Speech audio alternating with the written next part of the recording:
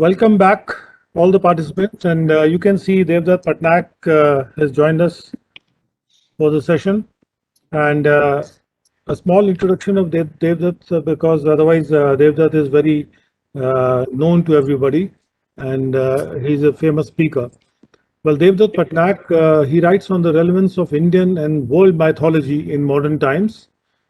He was trained in medicine, and thereafter he worked for 15 years in the healthcare and pharma industries before he plunged full time into his passion. With over 50 books, 500 workshops, and 1,000 columns and 3,000 illustrations, not to mention the popular TV shows such as Devlok and Business Sutra. Devdutt has invested 25 years in making Indian culture accessible to the next generation and useful in a global context. Without any further ado, I would request Devdutt to begin his session because we are all excitedly waiting for him. Thank you very much. Ladies and gentlemen, thank you for this opportunity. So I will speak for about 20 to 30 minutes, and then we can open it up for questions. In this time, I was trying to figure out what is the best thing I can share that will be of value in this session. So I would like to focus on only one idea, just one idea, so that, let's do one idea properly rather than trying to cover a lot of topics. What is the unique thing about Indian thought that is not found anywhere else in the world? Let's just pick that up. A very unique idea that comes from Indian thought, and that is uniquely Indian, is the idea of rebirth. This is what makes Indian thought special.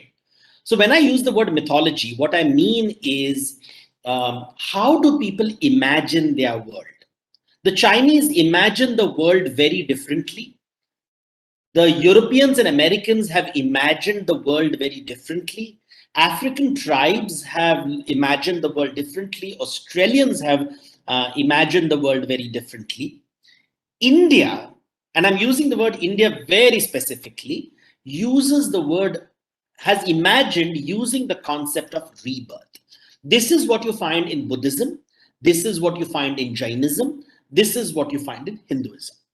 And this is the unique idea which comes from India. Now, what is the significance of it? Let's first ask ourselves, isme kya badi baat hai? Punarjanma, rebirth or punarjanma se, what is the unique, what does it do to our way of thinking?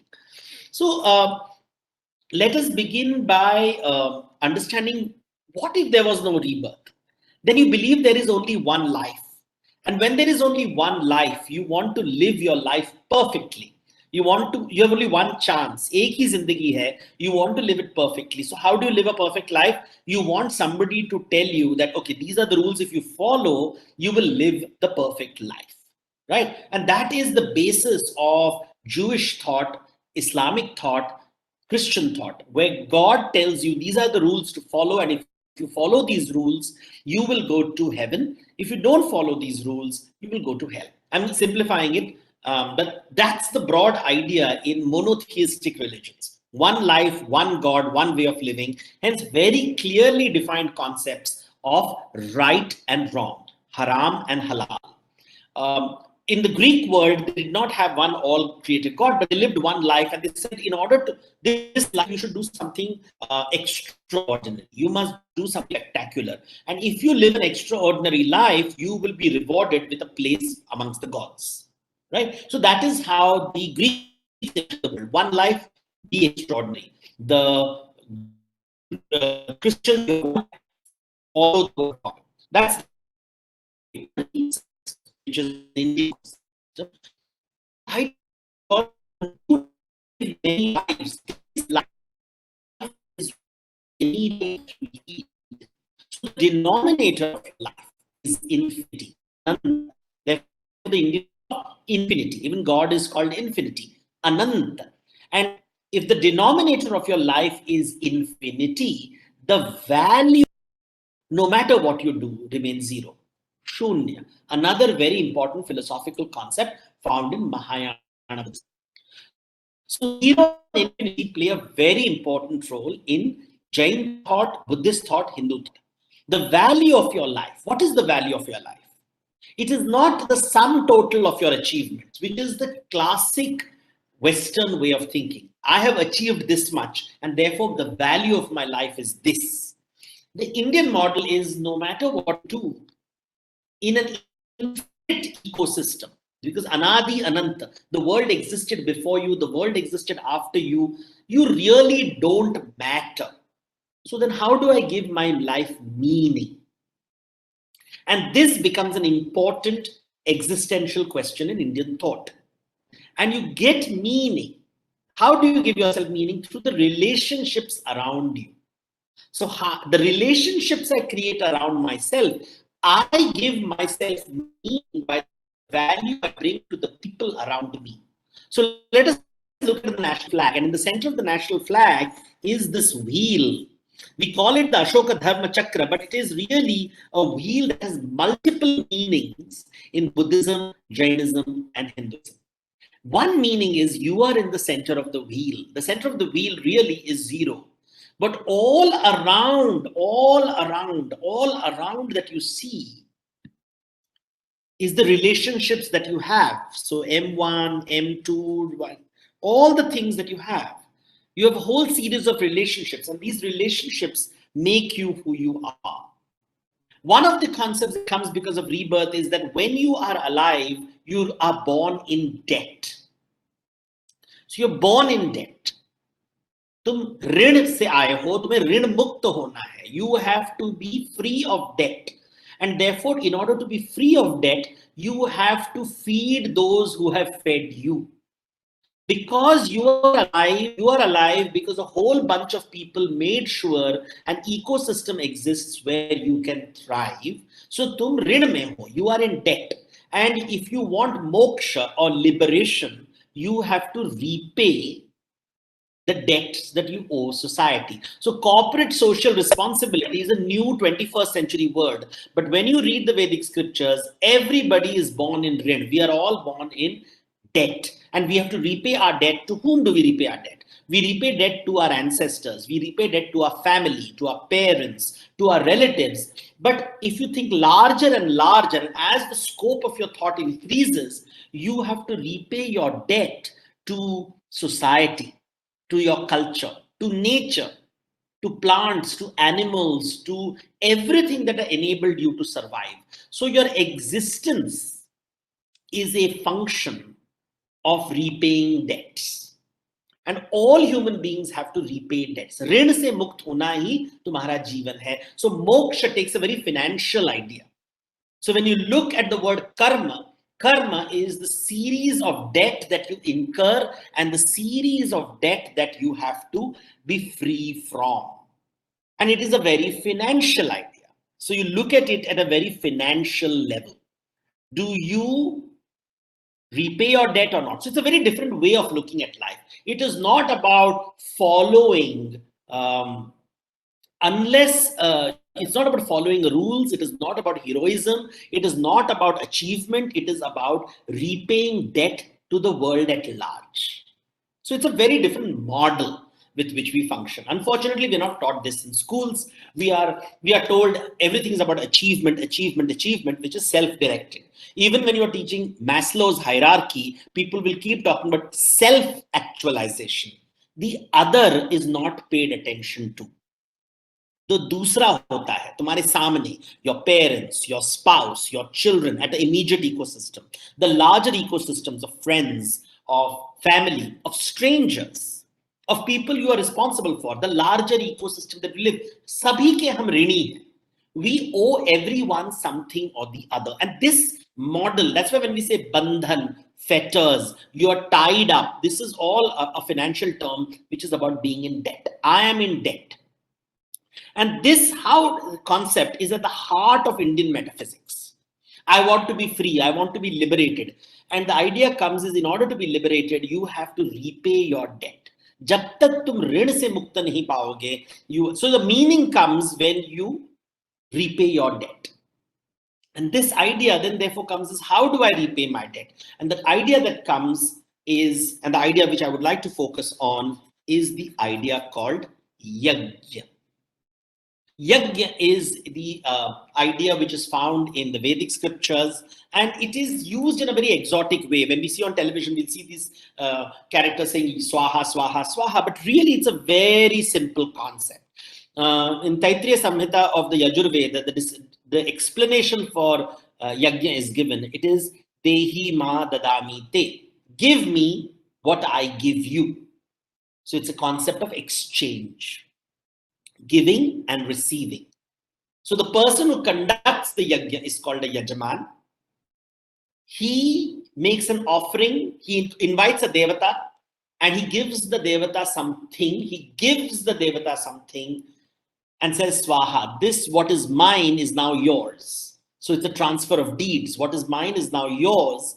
And he expects the devata to give something in return. So he does falastuti. He says, this is what I expect from you. And the devata then, if satisfied, that is completely voluntary, will say, Tathastu, so be it. So I give in order to receive. The Yajaman does Swaha so that the Devata does Tathastu. And this is the idea of exchange, is the heart of the Vedic ritual of Yajna. Now, why is it significant? Now, if you ask any economist, and many of y'all will be economists, they will say that human civilization and economics is based on transaction, giving and receiving, giving and receiving. Around the world, great cultures emerge the more we give and receive, give and receive, give and receive. And all relationships are about giving and receiving. I give you and I receive. Transaction forms at the heart. Animals don't exchange. Animals grab food. Exchange is seen in a few species of animals, a few chimpanzees, a few species of bats. But generally, exchange is what defines human civilization from nature. We give and we receive. We give and therefore we are invest. I invest in you. You are in my debt. Once again, the concept of debt comes into the picture. Rin, you are in my debt and therefore I expect you to repay me. I invest in you and I expect a return on investment. And this idea becomes very, very strong and manifests itself in the stories that are told in Hindu mythology. For example, the concept of Swarg. What is Swarg? Swarg is a place where you are not in debt, where you have infinite returns with no investment. How do I explain this? For example, they will say, Indra ke swarg mein ek kalpataru hota hai, jahan pe wish fulfilling tree or a wish fulfilling cow, Kamadhenu, or a wish fulfilling jewel, Chintamani. What does wish fulfilling cow or jewel mean? It's again financial terms. They are meaning that I don't have to do any work and I'll still get whatever I desire. I don't have to work at all. So zero investment and infinite return. That is Swarga. What is Nark? Nark is where I am bound by scarcity, where I am bound, where I am covered with debt, and I'm clawing my way out of Naraka to Swarga. So from debt, I'm moving towards a place of abundance, from scarcity to abundance. And we realize that mythology really uses lots of financial words to explain the world. When we are talking about words like Mangalya, let there be Mangalya, Shubhangala. This word Mangala means when there is abundance around you, when there's prosperity around you, when Lakshmi is constantly walking your way. How does Lakshmi walk my way? How does she come in my direction? She comes in your direction when others have to repay their debt to you, which means you have invested in them so that they have to now return it to you. And that's the concept of Vaikuntha, the ocean of milk. That is the concept of Vishnu and Vaikuntha. So these words, which are looks very exotic, they're really talking about human needs. Human needs. All human beings, all living creatures are hungry. We are looking for food. We want to survive. And in order to survive, we go in search of food. Animals grab food. Humans have this unique ability of feeding others and being fed by others. And this exchange is what creates culture and civilization. So that is the idea. When we talk about yajna, yajna is what makes the cornerstone of Indian thought. So when we are talking about anything in India, yajna becomes important. Of course, the word transaction has a very negative connotation. Many people say, Devdutt, are you saying everything is transactional? And if you look at it, what is the opposite of transaction? The opposite of transaction is exploitation, where I give and receive nothing. and I'm giving you, and this is a very noble idea. Oh, he just gives but receives nothing. That's exploitation. We are really talking about exploitation. I want things, but I don't want to give something in return. But the idea of exchange, swaha tathastu, is what ensures that the wheel rotates. So this wheel represents giving and receiving. It represents the rotation, the cyclical nature of life. You go and you come back. You give and you receive. You give and you receive. And that's how economics is imagined in India. So when Manu is talking about yajna, when all the Brahmanas are talking about yajna, they're saying, are you feeding the gods? Are you feeding yourself? Are you feeding the ancestors? Are you feeding the family? Are you feeding nature? Pancha yajna. Are you feeding? Your whole purpose of your existence is to feed others. And that is how the world, Yajaman is someone who creates wealth in order to distribute wealth. The Tapasvi Raja is someone who generates wealth in order to distribute wealth. So the purpose of wealth generation is wealth distribution. Lakshmi has to come and Lakshmi has to go, and she has to keep cycling herself again and again and again and again. And that's what creates a great ecosystem. The Yakshas were worshipped because they generated wealth but did not know how to distribute wealth. The Asuras were famous for distributing wealth but did not know how to generate wealth. Rakshasas were grabbing wealth for themselves and not distributing it. So you have different characters: Yakshas, Rakshasas, Asuras. These are various, what one can say, mythological jargons in order to explain various financial ideas. That wealth generation happens, wealth distribution, but does it also lead to wealth distribution? Does wealth distribution also lead to wealth generation? This classical model of exchange is at the heart of Indian financial systems. Again, not something that we are taught, because when we talk of yajnas, when we talk of Lakshmi, we are taught about gods and goddesses. But when we talk about Lakshmi, we are really talking about wealth and money. And when we are talking about Durga, we are talking about power. And life is about exchange of wealth and power. I generate wealth and I distribute wealth. I generate, and when I distribute wealth, I'm investing in society, and therefore society is now indebted to me, and the cycle of debt re-emerges, rin emerges. You know, when you read Vikram and Vetal, there is a very famous line where Vikramaditya says the purpose that the wealthy have to generate wealth is so that in times of calamity, crisis, drought, flood, epidemic, the excess wealth can be used to feed people. So the idea of feeding is very important. The gods are being fed, the humans are being fed. You have to keep feeding people. That was the metaphor used. They didn't use the word money or currency, because these ideas emerged much later and were found only. But what is common denominator across all communities was food. तो भगवान को भोग चढ़ाते हो और तुम्हें प्रसाद मिलता है. You have to give bhog in order to get prasad. Prasad will not come to you unless there is bhog given. Something has to be given in order to get something in return. And this idea comes again in the concept of taxation. When you're talking about tax or you're talking about bali chadhana, the old word for tax was bali. And this very interesting idea of how did kingship emerge? Buddhist scriptures or Hindu scriptures, when you read, they'll say that जब राजा नहीं होता है तब अराजकता होता है. There is chaos. Anybody can come and grab my property. And therefore, in order to protect my property, I need a Raja who will protect my property, and I will do a swaha of Bali. I'll give 1/6 of my property.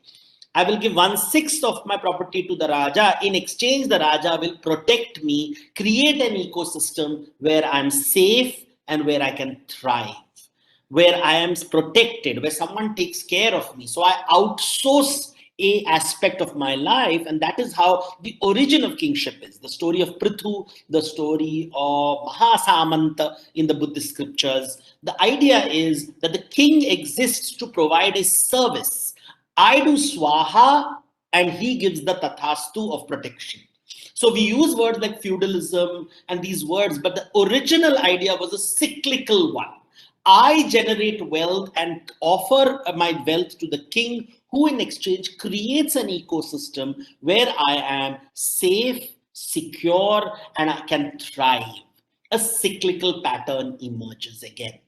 That is how the world functions. And this is seen in most tribal societies. In most tribal societies, gods are propitiated with an exchange in mind. There's constant exchange. So Lakshmi is shown associated with flowers, with the lotus flower.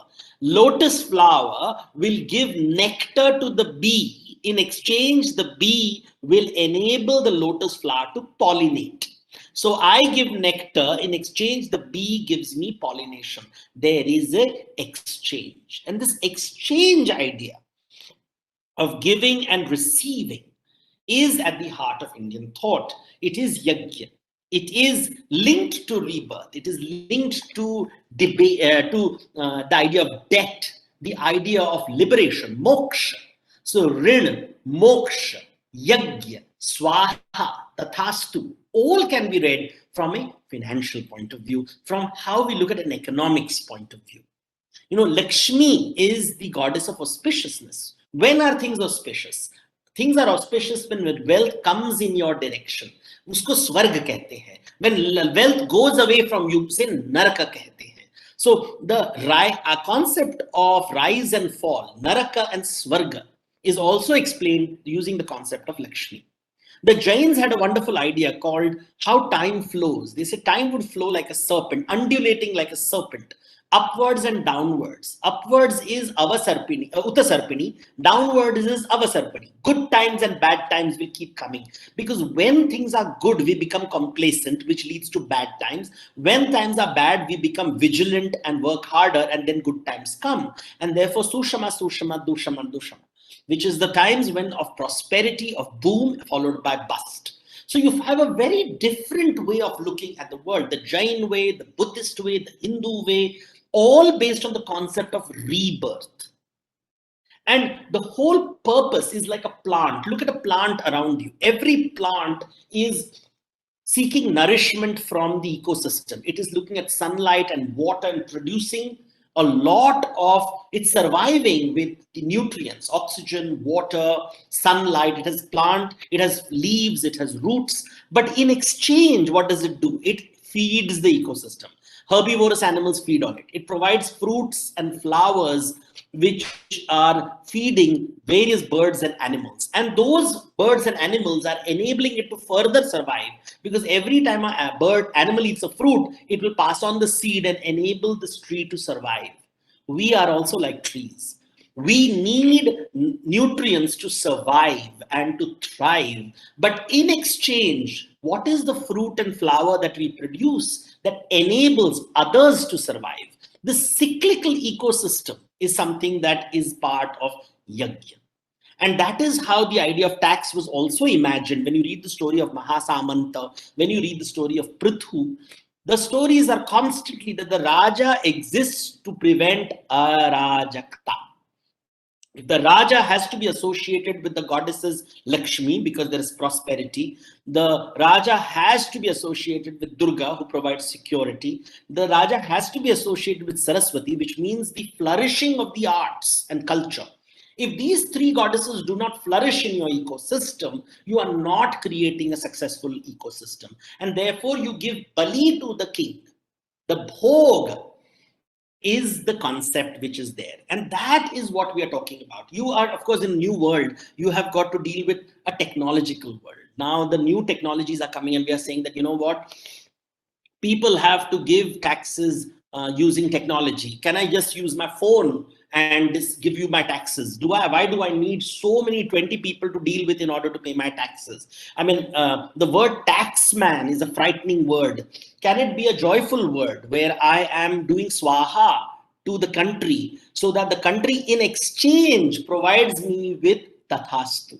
The problem is most people don't feel the tathastu. It doesn't feel tangible. I don't feel I'm getting prasad from the state. I'm just feeling it is a one-way transaction and therefore exploitative. And that is one of the reasons why tax is feared by middle class people, young people. I'm not talking about the crooks out there.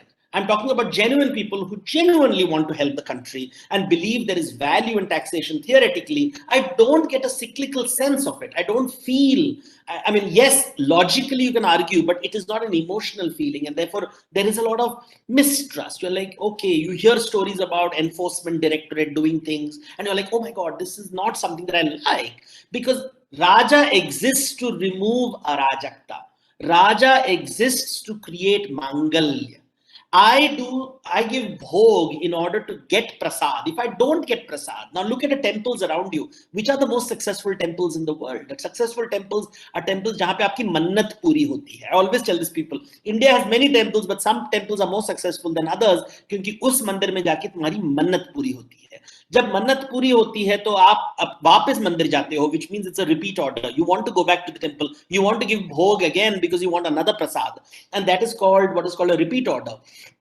Or you'll tell your relatives, go to this temple because your wishes are fulfilled. That's called a referral. You encourage other people to do bhog because everybody gets prasad out of it. So this bhog prasad cycle is what creates trust, what creates brand equity, what creates value. I trust the king because when I give the king bali, when I give him bhog, he gives me prasad. This cyclical nature, unfortunately, in India is only understood in the form of you give me subsidies and I'll give you vote. This is the only transaction that unfortunately has become very popular, which is very immediate. I give you something and I immediately get something in return. Of course, the long-term consequences of it are not thought of. But this is where the Indian thought comes in. When you look at yajna, the act of giving yajna, everything is about yajna. And of course, the most difficult concept, and I'll wind up with this one idea, is how much bali to give, percentage. And this is just an idea which I would like to share with you, and I want you all to think about it, is the word bhaga. The word bhaga is a very strange word. It means a cut, a single cut. And bhaga means between two cuts, you have a portion. So Bhagavan is someone who apportions things, who gives the right share. तुम्हारे भाग्य में क्या लिखा है? What is your share? Who gives you a fair share? Bhagavan gives the right bhagya. So the word bhaga, bhaga, bhagya, Bhagavan all come in related to proportion. How much should I give as bhog? How much should I receive as prasad? What is the right proportion by which things have to be divided? And that is a complex question. In Vikram and Vetal, there is a story where a king is asked, how do you divide one piece of roti between a starving mother and who has three children, one child who is disabled, one child who is a genius, and one child who is average? What is the correct proportion? If you give the disabled child less food, it needs no more food to be healthy. But if you give him more food, others will get less food. The genius also needs a little bit more food in order for his brain to work well. The mediocre child will say, why should I give up a portion of my food for making others happy? And of course, the parent has to be fed if the three other children have to be fed. How do you split one roti in a fair way? ये भगवान ही कर सकता है. इसलिए भगवान concept comes from the word bhaga, bhaga, bhagya, the division. How do you decide how much should go to the elder son, the junior son? We have seen how elder brothers treat younger brothers in our country. We have seen how we call each other brothers but treat the opposition so badly. We say Vasudhaiva Kutumbakam, a world is my family, but in this family there are Kauravas and Pandavas killing each other constantly, Vali and Sugriva killing each other constantly, Garuda and Nagas fighting all the time over the father's inheritance. So that's my little talk on the idea of governance seen through the lens of mythology, and looking at yajna and understanding at the heart of taxation is the concept of yajna. If you have any questions, please feel free to ask, and I'll try my best to answer. Thank you. Namaskar. Sir, I was thinking that Albert Einstein is talking about theory of relativity. So, I mean, I would really request participants, because when we discuss tax in our department, when we talk about ancient literature, we generally talk about the bee taking the nectar and the sun taking away the water and giving back to us, clouds giving back to us. Beyond that, I mean, such deep thought I have never listened to, and I'm sure, sir, that you can probably write a small booklet for the as a tax manual, as a matter of advice to the Sure, sure. I tax would love to department. write. I would love to write. It could be your 51st book, I could say. It will at least 50,000 of our employees, we could make a compulsory reading for them in all these things. So, my Thank you. dear friends, please come up with some of the questions that you may be having, because the way Sir has connected the idea of rebirth, he started with the idea of rebirth, then the Maha Nirvan, the cycle, and the Yajna, and the idea of exchange, and the Bhaga and the Bhag of that. So, tremendous the connectivity, the rationale, and the reasoning, and connectivity with the wholesomeness of the Indian culture, taking us right through the entire lakhs of years behind, and bringing us back to again the current scenario. So that was today this session by Devdutt, if I would call it so. But I would certainly like some people to come up. I know that they are just overwhelmed by the complexity of the thought and how you've made it so simple. So please come up, anybody. Hello, sir. Hi. Uh, Thank you very much, sir. That was a very nice reorientation of mind of concepts we know. Sir, I would. My question is that I have read a book called *Sapiens* by Yuval Noah Harari. Yes, yes, He says that only human have unique capability of subjective reality yes. compared to other animals who have only objective reality. And because of this subjective reality, we created the concept of heaven, hell, money, which exactly don't exist, but they exist in our mind. So, sir, the purpose of all this sculpture and all these theories is that we humans should be on right path. Why this is not applicable on the other animals, our cousins like baboon and chimpanzees? That I want to ask. Yeah. So, I mean, this idea is known. Yuval Harari has made it popular, but it is known. For example, in Shankaracharya talks about Maya and Vidya. So, Maya is the world of subjectivity, and Vidya is the world of objectivity. So, that's all it is. But the question is without Maya, even Vishnu cannot manage the world. The human beings have a organ known. Uh, human beings have a cerebrum. We have a larger brain, which means we have the faculty of imagination. Animals do not have the faculty of imagination. I mean, they do have, I mean, technically not accurate, but humans have the ability to imagine. And you and I can imagine. Therefore, we imagine हम कौन है, मेरा मूल्य क्या है. Not all. I'm sorry, there are lots of sound coming. So Just a minute, sir. Arjun Mishra, sir, please mute everybody. Done it, done it. Sir, please continue. So this idea of imagination is what makes us human. We are humans because we have imagination. In Sanskrit literature, it is called Purusha and Prakriti. Purusha doesn't mean man, it means imagination.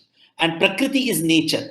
If you remove imagination, what is left is nature, Prakriti. And the connection between imagination and nature is the great dilemma of human beings. So all subjective ideas of right, wrong, everything comes from that. As far as nature is concerned, there's only one thing which is important: food. Food is the only thing that exists in nature. The hungry will eat the food. So, jivo jivatsya jivanam. The life will feed on life. This is real in the organic space, not in the inorganic space. In the inorganic space, there is no food. We don't talk of hunger. In the organic space, we will talk of food, hunger. So, यहाँ Lakshmi आ जाती है. But with the humans comes meaning, artha. Meaning. How do I give my life meaning? And because of imagination, we are constantly wondering, what is the meaning? Some people think if I become rich, I give life meaning. Some people think if I become powerful, I'll become meaningful. But nature, we all know that 100 years later, none of us will exist and nobody will remember us. But in the next 10, 20 years, we think we are the most important people on earth. 100 years later, nobody will remember any one of us unless somebody has put their name somewhere carved. But that also is forgotten. Eventually, we are forgotten. That is why that infinity wala concept and zero which I began. And that is what is unique to humans. That is the human journey. इसलिए पुरुषार्थ बहुत ही अलग होता है पशु आर्थ से। Thank you very much, sir. That was absolutely flawless answer. Thanks a lot. Thank you. Sir, I have a question. हाँ जी, Sir, my question is, we're talking about that we are born in debt. If we are born in debt, then each life that we are living, we are incurring more debt. So how do you actually break the cycle of finishing the paying off the debt? well, there are many models given. This is a model, these are not to be taken literally, but the idea is, the simple answer is, how generous are you in your life? Because that is all. How do you repay debt? By paying. No, to aage de do. So people use the word be grateful, but I say, how generous are we? And the toughest thing in this world is to be generous. दान देना इतना मुश्किल है. To be generous is so difficult. It is extremely difficult to be generous. Otherwise, there wouldn't be wars. There wouldn't be fighting over property. We wouldn't be having so much of anger and rage, because it's very difficult to give. In Mahabharata, there is a very famous story. जब पांडव स्वर्ग पहुंचते हैं, युधिष्ठिर स्वर्ग पहुंचता है, तो वहां पे कौरव को देखता है और बहुत भड़क जाता है कि भैया, कौरवों की वजह से पूरी महाभारत लड़ाई हुई थी, उनको स्वर्ग में ले आए हो. तो वहां कृष्ण युधिष्ठिर से कहते हैं कि when you were alive, the Kauravas did not share the earth with you, and when you are dead, you don't want to share heaven with the Kauravas. तो तुम में और कौरवों में फर्क क्या है? So generosity is the word to be used in order to repay debt. That's why Jainism में दिगंबर का concept होता है. दिगंबर को, they visualize it as a naked person, but what is the meaning of nakedness? As a metaphor. उसका कुछ नहीं है, जो कुछ है वो दे देता है, दान में दे देता है. Very difficult to achieve. So if you ever want to measure your own spiritual index, you have to ask, how generous can I be? Trust me, there are, right now, I just spoke to my wealth manager for some other reason, and he told me there was 18,000 crore of wealth is lying unclaimed in Indian banks. I don't know if the number is correct, you will know it better. Why are the wealth living unclaimed? Because किसी ने छुपा के रखा है कि किसी को नहीं बताऊंगा मेरे पास इतना पैसा है, और इतना पैसा अटका हुआ है. Because we are not generous enough to share even with our wives. Men don't share their wealth information with their wives and children, and they die, और अपना जो भी treasure, निधि जो है, उनके साथ चला जाता है. So sharing and generosity is, Ramayan Mahabharat is only about sharing and generosity. दान देना सबसे मुश्किल काम है, वहीं से मोक्ष आता है. Thanks a lot, sir, for a wonderful answer. Thank you. Welcome. I've got some questions on the notes. I've got a question from, I'll just take the shorter questions, some are long. So Amrita Raja says, how do you convert dand to bhog for Bhagwan? See, dand as a concept comes from Arthashastra. It is about force. And you know what? Dand gives a lot of ego. Ego बहुत अतल्लक, हाथ में लकड़ी होता है. जैसे विष्णु जी के हाथ में ना शंख होता है, चक्र होता है, और एक गदा होता है जो दंड का सिंबल है. And then there is lotus flower.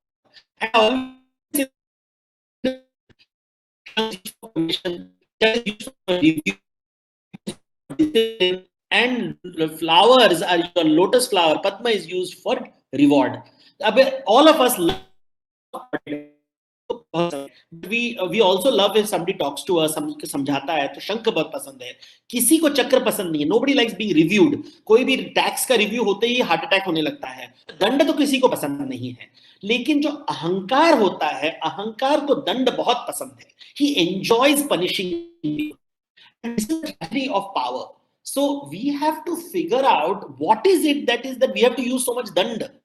Why are people, I mean, this whole question of voluntary taxation, which I've heard about, you know, I would like to pay my taxes on time, but I really don't know what happens, because taxing is a black hole. उसके बाद पैसा चला जाता है, और मुझे उसके बाद कुछ पता नहीं उसके बाद क्या होने वाला है. And I live in a city where there's flooding every year, and the roads are bad, and I'm terrified of going to the police, and I'm terrified of taking the help of the establishment, because अरे बाप रे, legal system आ जाएगा. मुझे डर लगता है, state से मुझे बहुत डर लगता है. तो जब भगवान से डर नहीं लगता ना, तो भगवान से डर नहीं लगता, इसलिए मैं अपने दिल खोल के भोग देता हूं. मुझे पता है भगवान मुझे प्रसाद देंगे. लेकिन अगर भगवान से मैं डरने लगूंगा, तो फिर वो भोग नहीं होता, वो देना भी दंड हो जाता है कि oh my God, if I don't give this भगवान, वो मेरे ऊपर चढ़ पड़ेगा. तो वो जैसे भूत प्रेत वेताल को हम देते हैं खाना पीना, शराब दिया जाता है भूत प्रेत वेतालों को, बिकॉज हम डरते हैं उनसे. लेकिन भगवान से हम प्यार करते हैं. So the Rashtra, the Raja has to make himself lovable.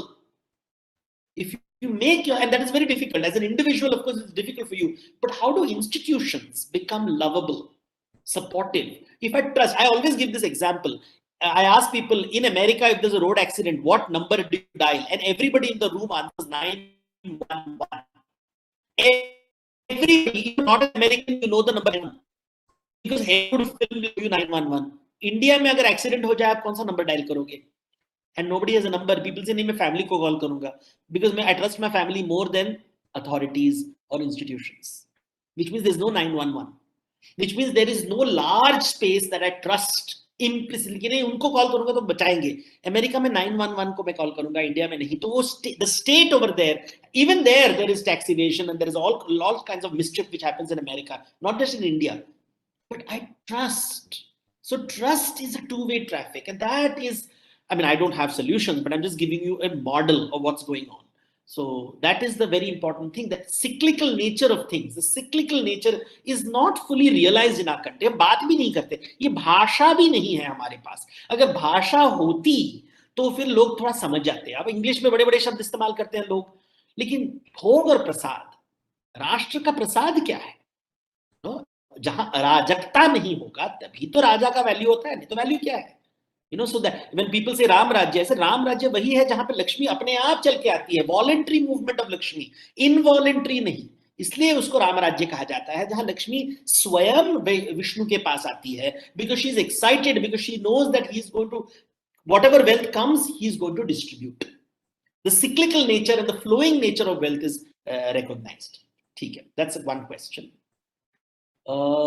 Should I just take these questions, or would people like to answer? Because there are nice questions over here. About 3 questions are there. Sir, I have a question. I want to revisit the question of paying debts, because you have said that we are born in debt, right?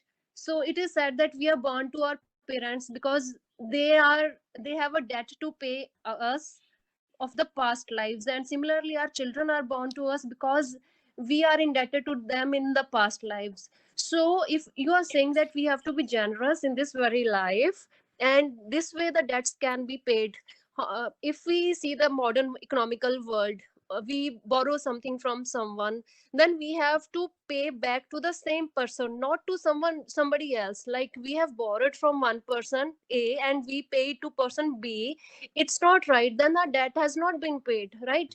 So from the past lives, if we have borrowed from someone, we are indebted to someone, we have to pay the same to that very person only. That's why the circle of rebirth is proposed in the scriptures. So asking me or telling me? No, sir, I'm asking that. So I am confused by your answer that we have to be generous so our debts can be paid. See, so many mango trees have produced mangoes so that you can enjoy it. Which mango tree will you satisfy? Because you will never find the mango tree that gave you the mango that made you happy. You will never find the weaver who made the cloth that you wear. You will never find the mason who built your house. You will never find the mechanic who repaired your car. You will never find the thousands and thousands of people who have enabled you to live the life you lead. For example, look at the sanitary workers. There are so many sanitary workers going into those sewers and cleaning our sewers. Do we ever meet them? But because of them, our houses are hygienic. We don't meet them. So because we don't meet them, why do we have a tomb of the unknown soldier? Because इतने soldiers हमारे लिए काम करते हैं, लेकिन हम हर आदमी को नहीं पहचानते. इसलिए हम tomb of the unknown soldier में जाके बोलते हैं कि thank you for helping us. But that is from a gratitude point of view. Generosity is very different. वहाँ action लगता है. तो हम action क्या? तो because I don't know that one person who helped me, I can't make that list. So I give it to everybody. चलो दिल खोल के दे दो. So there is a very famous of Guru Nanak Ji's story ना. तेरा ये सब तेरा तेरा तेरा 12 और 13 जो 13 होता है वो 13 रहेगा. So the 13th part is given to everybody. So this is a very famous song. That Guru Nanak Dev Ji story is like being generous to everybody, but I am asking that I think he was a wise man. The particular debt which we owe to somebody in person, right? I think I answered the question. So one more question. Let others ask, please. Let others ask. There are many people asking. Fine. Ashok Saroha Sab, you were saying something?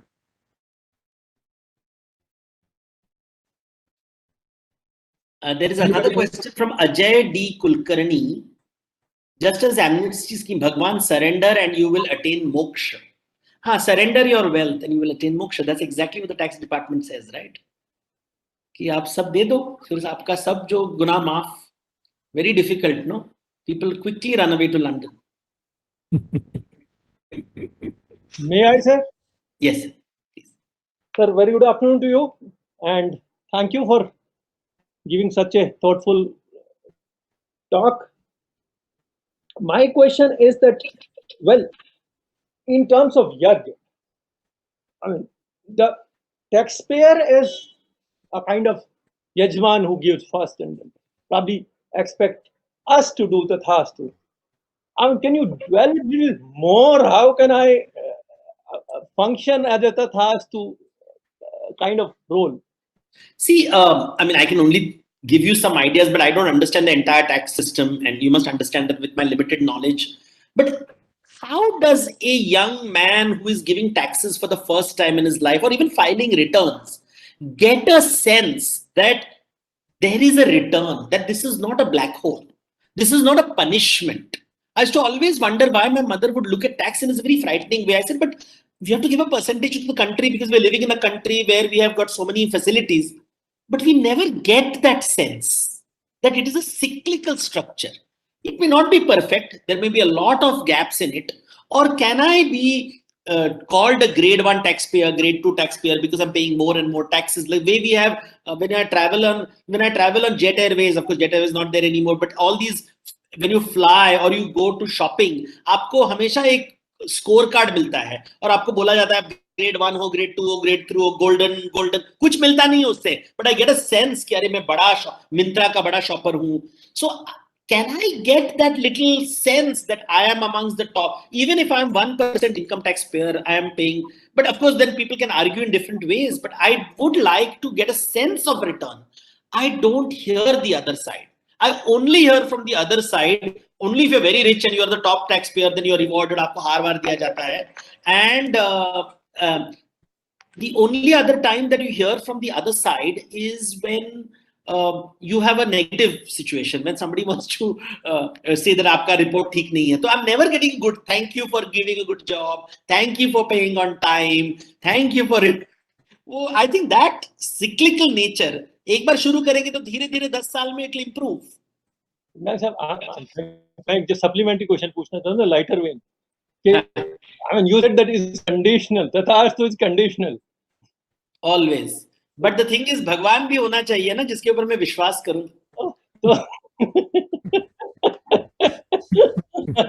Now that cycle of विश्वास has to be. वो तो होगा ही ना sir. Last में भगवान is दो प्रकार के भगवान होते हैं, वेताल, भैरव, पिशाच हो सकते हैं और बहुत जो अन्नदाता और नारायण भी होते हैं. So that's our role, that we have to shift from one role to another. I think that's a takeaway from your talk. Thank you. Thank you. Okay, sir. I have on behalf of the entire National Academy of Direct Tax, the Income Tax Department, I would thank you. Please consider me your disciple. I have before you, and please for the tax department, sir, will be extremely benefited by all of us. Will be definitely benefited by it, sir. Thank you, sir. Thank you so much for being with us. Thank you so much. Thank you.